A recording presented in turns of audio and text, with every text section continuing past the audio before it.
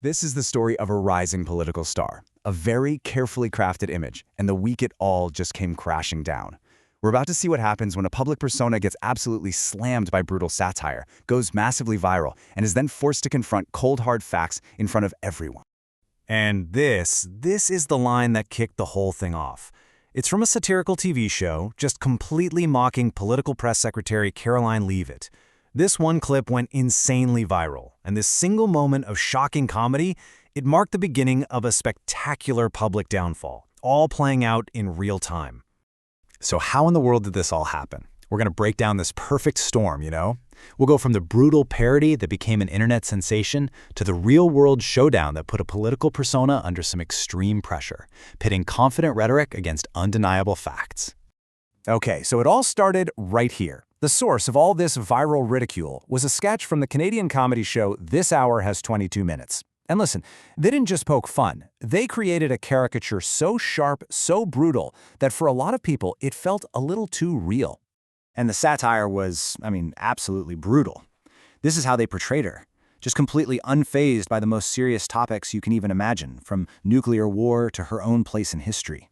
The comedy comes from pushing her public persona to a point of just shocking, almost chilling absurdity. But to really truly understand why that parody landed with such a devastating impact, we have to look at the official image she projects. This is the character she plays on the political stage, the one that was carefully built for all of her supporters.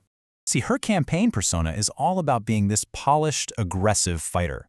She's presented as a warrior who's taking on the establishment, the fake news, the political elite. It's a brand built entirely on this unwavering confidence and confrontation. And right here, this is the humiliation contrast at the absolute heart of the story. On one side, you have the carefully crafted political image, a confident fighter, and on the other, the brutal caricature, someone who comes across as completely unhinged.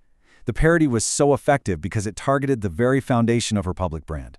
This is where it all comes to a head. The online mockery spills over into the real world during a Turning Point USA event at Georgetown University.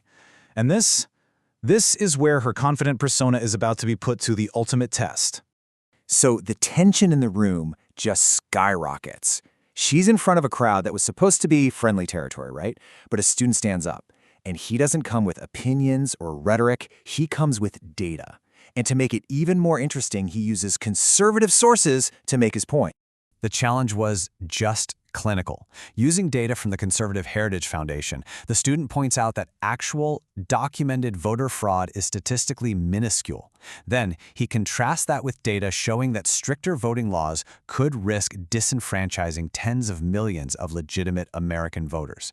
And here we go. The moment of high drama.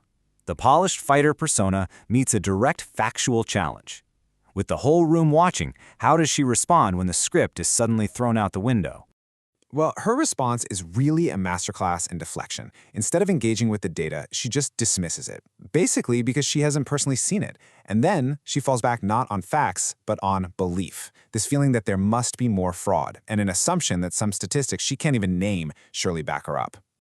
And here's the stunning irony of it all. Just moments earlier, she had told this exact same audience to be skeptical. Yet she immediately dismisses data that challenges her own narrative. And get this, while some in the crowd booed the student, others actually cheered him, revealing this sudden crack in the echo chamber. This whole sequence, from the viral parody all the way to this public confrontation, it forces us to ask a much bigger question about the durability of political rhetoric in an age of instant fact-checking and public pushback. This episode became a perfect case study in the modern political battlefield. It's the clash between powerful, emotional rhetoric and inconvenient, verifiable data. It's the story of what happens when a narrative built on belief is forced to confront one that's built on numbers. So, ultimately, this whole thing leaves us with a pretty provocative question. In our era of performance politics, what really matters more? The strength of the persona or the substance behind it? And when a confident voice is publicly challenged, mocked, and put under pressure, what does that reveal about the true nature of power, persuasion, and maybe even truth itself?